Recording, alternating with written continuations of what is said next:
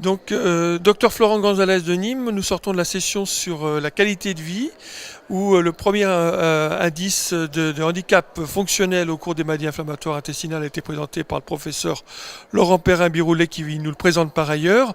Qu'est-ce que vous avez trouvé d'intéressant dans cette session? Tout d'abord, le travail sur les troubles anxio-dépressifs au cours des maladies inflammatoires chroniques de l'intestin.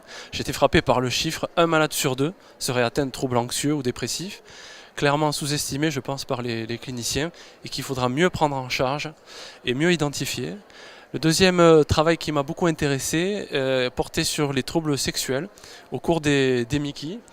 Et c'est plus de parler de tous les éléments qui pouvaient conduire à des troubles sexuels qui m'a permis de prendre conscience du problème. Tout d'abord, l'image du corps qui peut être altérée par les cicatrices, par une stomie, les troubles anxio-dépressifs qui sont très fréquents, qui interviennent sur la libido, la fatigue, la douleur, certains médicaments. Un chiffre important, c'est que un seul malade sur 10 avait abordé le problème sexuel avec son myquiste, son gastro-entérologue.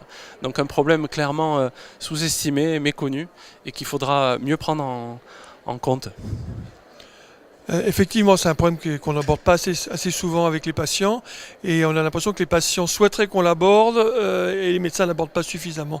Il y a une autre présentation sur le stress et un peu le stress chronique. Qu'est-ce que vous avez retenu de cette présentation? Alors le stress chronique est associé à une maladie plus sévère.